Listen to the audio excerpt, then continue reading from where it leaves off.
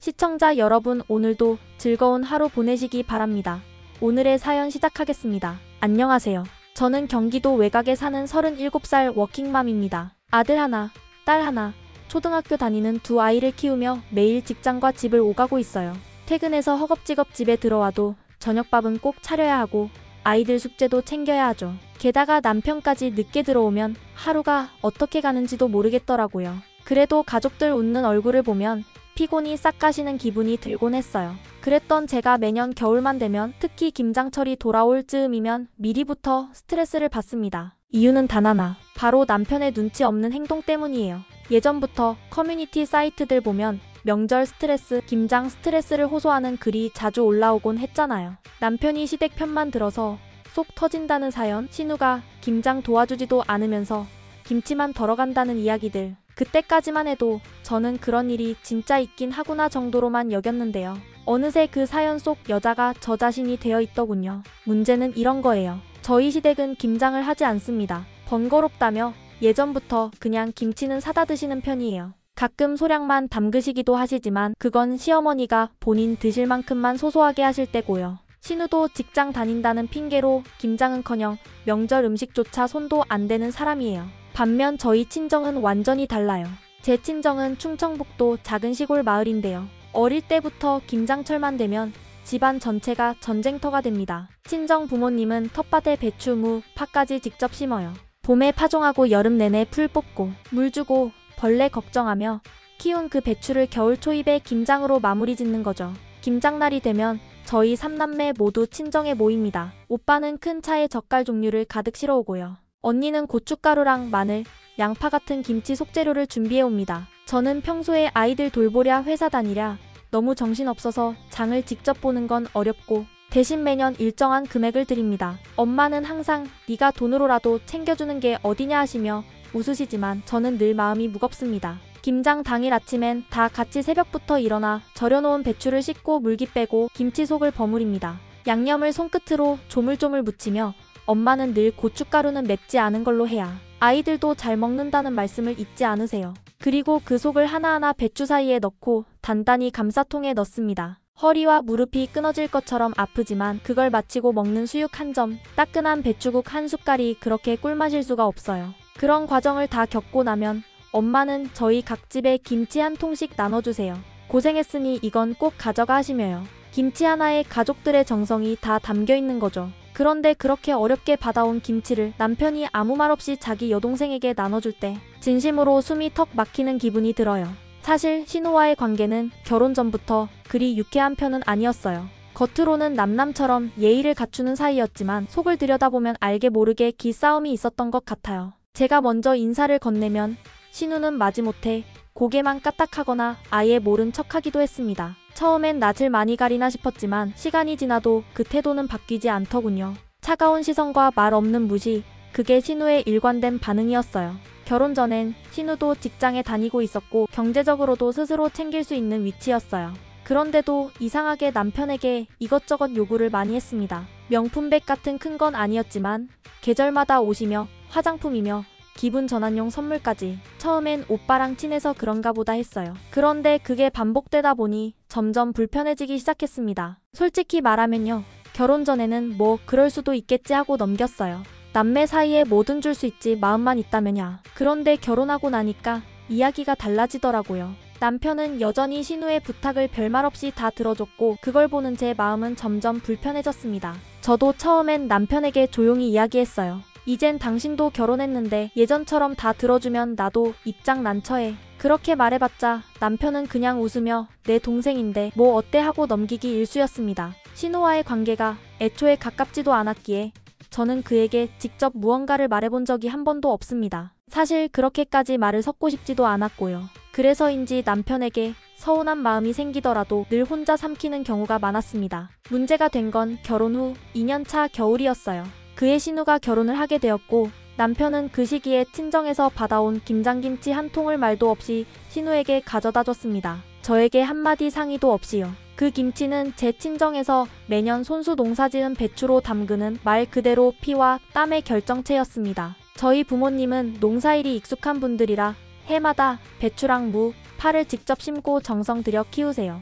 김장철이 다가오면 형제들이 모두 모여 손에 물을 묻히며 김장 준비를 합니다. 오빠네는 늘 새우젓이나 멸치액젓 같은 젓갈을 준비해오고 언니네는 고춧가루나 마늘, 생강 같은 부재료들을 잔뜩 가져옵니다. 저는 김장에 익숙지 않아 부모님께 현금으로 드리곤 했고요. 그렇게 다 함께 하루 종일 허리 휘도록 김치를 담그고 나면 각자 집에 가져갈 양을 나눠 담고 마지막 남은 김치통은 시댁에 가져가라며 챙겨주십니다. 이건 시어른들들이여. 부모님은 항상 이렇게 말씀하시며 시댁을 잊지 않으셨어요. 저희가 김치를 가져다 드리면 시부모님도 정중하게 감사하다는 인사를 하셨고 며칠 지나면 친정에 한우며 홍시 같은 걸 보내주시곤 했어요. 그런 따뜻한 주고받음은 그래도 고마운 일이었죠. 그런데 신우는 달랐습니다. 김치 한 통을 전해받아도 고맙다는 말 한마디 없었고 다음 해에도 마찬가지였어요. 처음엔 결혼하자마자 정신이 없나 보다 싶었지만 이듬해에도 그 다음 해에도 아무런 인사 없이 당연한 듯 받아가기만 했습니다. 3년이 그렇게 흘렀습니다. 고맙다는 말 한마디 듣지 못한 채요. 3번이나 그런 일을 겪고 나니 속이 상하지 않을 수가 없었습니다. 내가 욕심이 많은 걸까? 내가 너무 예민한 걸까? 수없이 되묻기도 했지만 솔직히 너무 서운했어요. 고생은 우리 친정 식구들이 했고 김치를 나누는 마음도 정성이었는데 그 정성을 밟아버리는 듯한 그 무례한 태도에 저는 점점 김치 한 통 주는 것조차 아깝게 느껴지더군요. 그래서 그 다음 해에는 남편에게 말했어요. 이제는 신우한테 김치 가져다 주기 싫어. 나 너무 속상하고 기분 안 좋아. 그러자 남편은 역시나 제 말보다 윗사람 체면을 더 중요하게 여겼습니다. 그래도 누난데 그렇게 각박하게 굴지 말고 그냥 줘. 그 말에 저는 더 이상 말하지 않았어요. 그냥 조용히 고개를 저었습니다. 당신이 줘. 나는 안 해. 이러는데 분노가 확 끓어오르더라고요. 그런데 문제는 그 이후에도 계속 반복됐다는 겁니다. 남편은 매년 김장을 하고 온 다음 아무 말 없이 시누이네 집에 김치를 한 통씩 가져다 주곤 했어요. 제가 싫다고 주기 싫다고 고맙다는 말 한마디 못 들으면서까지 왜 줘야 하느냐고 그렇게 말을 해도 남편은 들은 척도 안 했습니다. 처음 몇 번은 그냥 넘겼습니다. 가족이니까 언젠가는 고마워하겠지, 말은 없어도 마음은 있겠지 그렇게 생각하고 넘어갔어요. 하지만 매해 같은 일이 반복되니 어느 순간 저도 폭발하게 되더군요. 남편과 이 문제로 정말 수도 없이 싸웠습니다. 진짜 말도 안 되는 사소한 일로 시작된 다툼이 결국엔 김치 이야기로 흘러가면서 큰 싸움으로 번지곤 했어요. 제가 왜 또 신우한테 김치를 갖다 주냐고 물으면 남편은 늘 똑같은 대답을 했죠. 너는 진짜 속이 너무 좁다. 그냥 한 통인데 그게 뭐가 그리 대수냐? 저는 그런 남편의 반응이 더 서운했어요. 당신이 김치 담가봤어? 당신 친정에서 배추 키워봤냐고. 왜 우리 부모님이 고생해서 담근 김치를 남 좋은 일에 쓰냐고. 그렇게 소리치고 울고 겨우겨우 달래고 싸움이 끝났던 기억들이 해마다 반복됐습니다. 올해도 예외는 아니었습니다. 김장날이 2주 전이었어요. 남편은 일이 바빠 김장날에 함께 못 갔고 저 혼자 아이들까지 챙겨 친정에 다녀왔습니다. 도착하자마자 앞치마 두르고 부모님, 오빠네 식구들과 함께 김장을 했습니다. 손이 꽤 많이 가는 김치를 만드는 날엔 허리도 끊어질 것 같고 손끝도 얼얼하지만 그래도 마음은 늘 보람찼어요. 그날 김장을 마친 뒤 저는 김치통을 차에 실었고 남편과 함께 트렁크에서 김치통들을 하나씩 꺼내 집으로 올렸습니다. 저희 가족이 먹을 김치는 김치냉장고에 넣기 위한 중형 김치통에 나눠 담았고 시댁에 드릴 김치는 흰색의 큰 김치통 하나에 담아 따로 실었죠. 그런데 김치 정리를 하다 보니 뭔가 이상했습니다. 저희 김치냉장고용 김치통이 하나 모자라는 겁니다. 혹시 빠뜨린 게 있나 싶어 남편에게 물었습니다. 트렁크에서 시댁에 드릴 것 빼고는 다 가져온 거 맞지? 남편은 아무렇지 않게 다 가져왔어 라고 대답했습니다. 저는 이상했지만 그 말을 믿었어요. 그래서 내가 착각했나 보다. 한 통은 친정에서 안 싣고 왔나? 하고 생각하며 다시 친정에 전화를 했습니다. 엄마에게도 물어보고 언니와 오빠에게도 사진을 보내며 확인을 해봤어요. 혹시 우리가 정리하다가 남겨두고 온 게 있는 건 아닌지. 그런데 다들 모르겠다고만 하더라고요. 아무도 기억하지 못했습니다. 그제서야 저는 의심이 들기 시작했어요. 혹시 남편이 내 모르게 신우네에 가져다 준 건 아닐까? 며칠을 고민하다가 결국 남편에게 물어봤습니다. 우리 김치냉장고용 김치통 하나 없어졌어. 그거 혹시 신우네 갖다 줬어? 남편은 아무렇지 않게 대답했습니다. 맞아. 가져다 줬어. 그 말 듣는 순간 머리가 띵하더라고요. 억장이 무너졌다는 표현이 뭔지 그때 제대로 알았습니다. 저에게 한마디 상의도 없이 친정에서 담가온 귀한 김치를 또 시누이 집에 갖다 주고는 태연하게 앉아있는 남편의 모습이 너무나 낯설게 느껴졌어요. 아니, 어쩌면 그 모습이야말로 이 사람의 본 모습이었는지도 모르겠다는 생각까지 들었습니다. 그 순간 저는 더는 참을 수 없겠더군요. 매년 반복된 이 상황, 무시당한 제 감정, 그리고 당연하게 여겨지는 그 무례한 행동들, 모든 것이 한꺼번에 저를 덮쳐왔습니다. 그래서 물어봤어요. 정말 너무 황당해서요.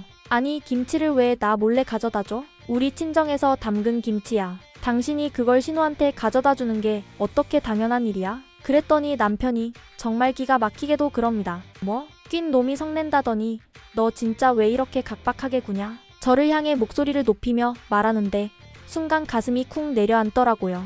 순간 너무 어이가 없어서 헛웃음이 나왔어요. 이 사람이 지금 자기가 잘못한 걸 모르고 있구나 싶었거든요. 분명히 제게 상의도 없이 김치를 신우네에 가져다 놓고선 그걸 문제 삼는 저에게 성을 내고 있었어요. 그래서 차분하게 말했죠. 이 김치 어디서 온 건데? 우리 친정에서 가져온 거잖아. 누가 먹을 건지 누구 줄 건지 그건 나랑 먼저 의논했어야 하는 거 아니야? 그랬더니 또 한술 더 뜨며 하는 말이 뭔지 아세요?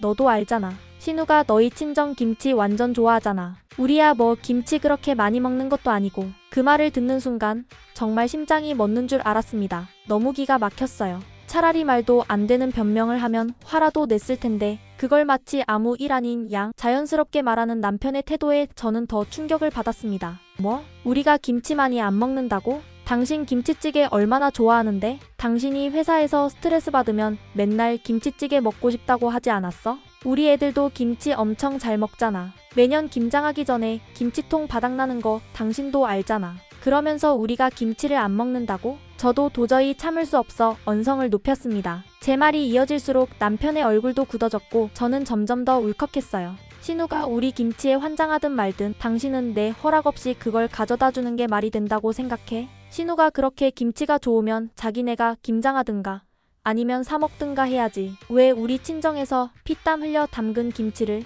아무 데가도 없이 받아가야 하냐고. 남편은 아무 말도 못하다가 갑자기 반격하듯 말하기 시작했습니다. 그래서 내가 뭔데 그걸 그렇게 쪼잔하게 구냐? 진짜 속 좁아. 아랫사람한테 인심 한번 못 쓰고 그렇게 살면 나중에 누구한테도 도움 못 받아. 그 말을 듣는 순간 저는 진심으로 이 사람이 내 편이 아니라는 확신이 들었습니다. 그래서 소리쳤어요. 결혼 전에 나 견제하듯 하던 신우 태도도 싫었고 결혼 후엔 당신 돈이 당신 혼자 거냐고 오빠한테 이거저거 요구하는 것도 너무 싫었어. 매년 김치 받으면서 고맙다는 말 한마디 없는 것도 진짜 질렸고 그래서 주기 싫다고 그렇게 말했잖아. 근데 당신은 한 번도 내 마음을 들어준 적 없잖아. 남편은 한참을 듣더니 더럽다는 듯 고개를 돌리고는 이렇게 말하더군요. 그래, 됐어. 다음부터는 나 김장 안 갈 거야. 아예 빠질게. 그렇게 치사하게 나오면 나도 같이 치사하게 나가야지. 그 말에 저도 참지 않았습니다. 그래, 잘됐네. 당신 김장 안 가면 나도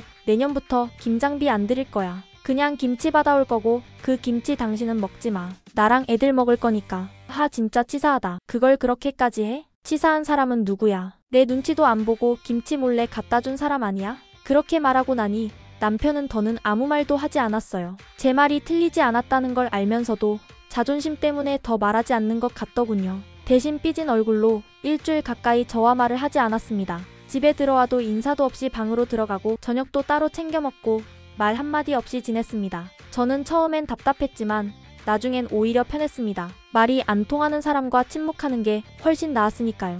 이 글을 읽고 계신 분들 중에 혹시 저를 보고 속이 좁다 생각하시는 분들도 계실까요? 그런데 정말 솔직히 말해서요. 남편이 저 모르게 김치를 빼돌리는 이 상황을 단순한 김치 문제로만 봐야 하는 걸까요? 제가 너무 예민하게 구는 걸까요? 처음엔 그렇게도 생각해봤습니다. 하지만 곰곰이 생각할수록 이런 생각이 드는 거예요. 김치를 몰래 가져다 줄 수 있는 사람이면 돈은 어떨까? 통장은? 다른 더 중요한 것도 몰래 건드릴 수 있는 거 아닐까? 하루 이틀이 지나고도 분노는 사그라들지 않았습니다. 오히려 날이 갈수록 점점 더 깊은 회의감과 배신감이 들더라고요. 남편에 대한 신뢰가 깨졌다는 생각이 들었고 신우의 뻔뻔함도 너무 괘씸하게 느껴졌어요. 그래서 결심했습니다. 나도 한번 똑같이 당해보게 해주자. 마침 지난주 금요일 저녁 퇴근 후에 남편이 게임기를 두고 출근한 게 눈에 들어왔습니다. 그 게임기요. 남편이 주말마다 낚시 대신 즐긴다는 그 콘솔 게임기. 저녁마다 혼자 맥주 한 캔 마시면서 낚시 시뮬레이션 게임을 하고는 와 이거 진짜 낚시터 온 것 같아 이러며 희열을 느끼던 그 물건이요. 그걸 제가 챙겨서 바로 언니네 집으로 향했습니다. 언니네는 작은 방 하나를 창고처럼 쓰고 있었고 그곳에 조카가 가끔 들어가서 게임도 하고 책도 보는 공간이었거든요. 저는 조카에게 게임기는 직접 주진 않았어요. 그냥 창고방 구석에 조용히 내려두고 돌아왔습니다. 그때까지만 해도 저 스스로에게 묘한 통쾌함이 느껴지더군요. 그리고 토요일 아침부터 남편이 방을 뒤적이며 소리를 지르기 시작했어요. 야, 내 게임기 어디 갔어? 어제 여기 있었잖아. 봤어? 어디다 치웠어? 저는 아무렇지도 않게 대답했습니다. 아, 그거? 사촌 언니 아들 있잖아. 걔가 너 게임기 맨날 부러워했잖아. 게임기 사달라고 엄청 조르길래 가져다 줬어. 남편의 표정이 싸늘하게 굳어졌습니다. 뭐? 내가 그걸 왜 줘? 누구 마음대로? 아니, 어린애가 갖고 싶다는데 어른이 그거 하나 양보 못해? 그렇게 야박하게 굴 필요 있어? 남편은 얼굴이 벌개지더니 성질을 부리기 시작했습니다. 너 지금 그거 나한테 복수하는 거지? 그거 김치 갖다 준 일 가지고 일부러 이러는 거잖아. 저는 딱 잘라 대답했어요. 와, 말 잘한다. 당신은 내가 김치 한 통에 뭐 그렇게 화를 내냐고 더럽고 치사하다고 했지? 근데 당신은 지금 게임기 하나로 성질내는 건 더럽고 치사한 게 아니야? 당신 논리 진짜 웃긴다. 남편은 그 게임기랑 게임 CD까지 다시 사려면 50만 원이 넘는다고. 그게 장난인 줄 알아? 하면서 더 흥분했죠. 그래서 제가 말했습니다. 좋아. 그럼 당신이 말하는 게임기가 50만 원이면 우리 친정에서 농사지은 배추랑 무로 우리 오빠랑 언니까지 다 같이 모여 하루 종일 담근 김치는 얼마짜리일까? 우리 엄마 손목 나가면서 절인 배추, 우리 아버지 텃밭 갈아엎은 노동, 나도 퇴근하고 애 데리고 가서 손 시리게 쏙 넣고 담근 그 김치 그거 나는 돈으로 못 매겨. 근데 굳이 매겨보자면 한 통에 200만 원 정도는 돼야 맞는 것 같아. 그 말에 남편은 입을 다물었습니다. 그저 억울하다는 듯 벽을 보고 씩씩거리기만 하더군요. 저요? 전 그걸 보면서 묘하게 속이 후련해졌습니다. 차라리 싸우는 게 낫지 이렇게 속으로만 끓고 있으면 내가 먼저 병이 날 것 같았거든요. 남편은 며칠째 삐쳐있던 끝에 결국 폭발했습니다. 제게 말도 없이 다가오더니 큰 소리로 따져 물었어요. 그 게임기 다시 가져와. 그거 애한테 줬다 뺏는 게 말이 되냐? 너 그게 어른이 할 짓이냐고. 저는 가만히 바라보다가 조용히 대답했어요. 당신도 내가 싫다고 그렇게 말했는데 그 김치를 신우네에 갖다 준 건 어른이 할 짓이야? 그건 돼? 나는 그게 더 어이없었거든. 그러자 남편은 와, 진짜 너 너무한다. 애는 뭘 잘못했는데 윗사람 되어서 그렇게 야박하게 굴면 안 되지 않냐? 하며 혀를 차더군요. 그래서 말했죠. 그럼 난 당신 아내고 우리 친정에서 힘들게 담근 김치를 정말 애지중지 아껴 먹으려고 했던 사람인데 내 의사도 묻지 않고 신우한테 몰래 주는 건 야박한 게 아니고 내가 당신보다 윗사람이라서 한 말도 아니야. 그저 나도 똑같이 한번 해본 거야. 남편은 대답 대신 늘 그랬던 말을 닫아버렸습니다. 그리고는 또다시 며칠째 저와 입을 닫고 지내고 있어요. 퇴근해도 말이 없고 아침에도 인사 한마디 없습니다. 마치 제가 무슨 큰 잘못이라도 한 사람인 양구는 모습이 더 얄밉고 속상하더군요. 솔직히 말해서요. 저는 아직도 그 김치 한 통이 머릿속에서 떠나질 않아요. 신우가 고맙다는 말 하나 없이 가져갔을 그 김치, 우리 엄마가 손 시려가며 절여놓은 그 배추, 아버지가 아침 일찍 일어나 텃밭에서 뽑아 오신 무, 언니랑 오빠가 함께 나눠 담갔던 그 정성이 들어간 음식이란 말이에요. 그런 귀한 걸 왜 내 허락 없이 마음대로 가져다 주냐고요. 인심이란 게 뭔가요? 내 손에 있는 걸 내가 스스로 내어줄 때 진짜 인심이죠. 누군가의 마음도, 노고도, 애정도 담겨있는 걸 몰래 가져다 주는 건 그냥 도둑질일 뿐입니다. 남편은 김치 한 통 주고 좋은 오빠 소리 듣고 싶었겠죠. 하지만 저는 그 김치 한 통이 그저 음식 이상의 의미였어요. 저희 부모님이, 가족들이 정성으로 빚어낸 결과물이니까요. 혹시 이 글을 읽으시는 분들 중엔 제가 사촌 언니, 조카 핑계 대고 게임기를 가져다 줬다는 게 유치하다고 느끼는 분들도 계시겠죠. 그래요, 저도 인정합니다. 유치하죠. 하지만 그 정도는 해야 제 말을 들을까 싶었어요. 아무리 말로 설명해도 들어먹질 않으니 결국엔 똑같이 겪어보게 하는 수밖에 없다고 생각했어요. 앞으로요? 저는 결심했어요. 남편이 제 허락 없이 김장김치든 뭐든 또 인심 쓸 일이 생기잖아요. 그럴 때마다 남편이 아끼는 물건 하나씩 언니네 창고방에 갖다 놓을 겁니다. 그래야 깨닫지 않겠어요? 내가 얼마나 속상했는지, 얼마나 무시당한 기분이었는지. 유치한 부부 싸움일 수도 있어요. 저도 압니다. 그래도 어쩌겠어요. 말이 안 통하니 이렇게라도 제 감정을 지켜야 하니까요. 누구에게 털어놓기도 애매하고 말하면 제가 예민한 사람처럼 보일까 걱정돼서 꾹꾹 눌러왔던 이야기입니다. 속으로만 삼키자니 병이 날 것 같아서 여기에라도 꺼내놓아 봅니다. 끝까지 읽어주셔서 진심으로 감사합니다. 저처럼 억울하고 외로운 마음 안고 사시는 분들, 우리 같이 힘내요.